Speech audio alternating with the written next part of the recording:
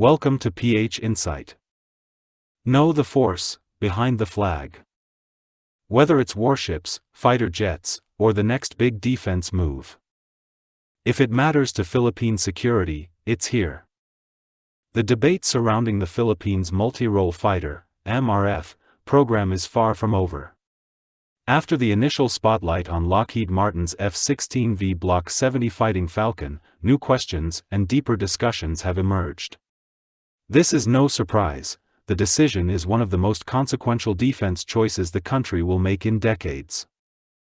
The first reports highlighted Lockheed Martin's ambitious proposal: advanced fighter jets bundled with an industrial partnership package that includes maintenance hubs, aerospace training, and even a locally grown drone ecosystem. But in the days since, analysts and defense insiders have been quick to weigh in on what this really means, and what the Philippines must carefully consider before making its choice. At the heart of the issue lies a simple but difficult question: what does the Philippines truly need from its next fighter jet? The F-16 Block 70 offers raw capability, advanced radar, superior avionics, proven combat performance, and compatibility with U.S. and allied forces. For the Philippine Air Force, PAF, which currently operates light FA-50 fighters, the jump to F-16s would be transformative. But capability alone is not enough. The Philippines must also consider sustainability.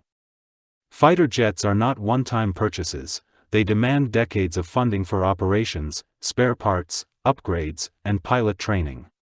This is where critics warn that the F-16, while powerful, is also expensive to fly and maintain compared to its Swedish rival, the Saab JAS-39 Gripen E. The Gripen has built its reputation on affordability, ease of operation, and robust electronic warfare systems. Saab has also dangled attractive financing terms and the promise of significant technology transfer, a strategy that has won the Gripen contracts in other countries. The choice, therefore, is not just about which plane performs better, but about which path the Philippines can realistically sustain over 30 to 40 years. Lockheed Martin's industrial partnership package has been the most talked about element of its offer. By promising local MRO, maintenance, repair, and overhaul facilities, a drone ecosystem, and aerospace training centers, the deal paints a picture of the Philippines stepping boldly into a future of self-reliance. But observers note that the details matter. Will these facilities be fully funded and operational, or will they depend on additional government investment? Will the Philippines gain real intellectual property rights and design authority, or will it remain dependent on U.S. approvals and supply chains? A defense analyst interviewed by local media summed it up bluntly: promises are easy to make. What matters is the binding agreement. If the facilities only exist on paper, then the Philippines risks paying for jets while getting little of the promised industry. Still, if the commitments are real, this could be the single biggest industrial upgrade for the Philippine defense sector in decades. It would finally move the self-reliant defense posture, SRDP, beyond slogans and into reality. Beyond economics, the F-16 choice carries a heavy political weight. Selecting the American jet would reinforce the Philippine security partnership with the United States, its oldest treaty ally. With tensions in the West Philippine Sea rising and Chinese aggression showing no signs of slowing, strengthening ties with Washington could provide both deterrence and reassurance. Choosing the Gripen, on the other hand, would represent a more independent path. While still interoperable with NATO systems, Saab's offer comes from a neutral European country, potentially insulating Manila from over-reliance on U.S. policy decisions. It is a delicate balance. On one hand, U.S. support remains vital for Philippine security, especially with recent joint patrols and Balicadan exercises showing the depth of cooperation. On the other, too much dependence on a single partner could limit strategic flexibility. One of the unavoidable realities of the MRF program is cost.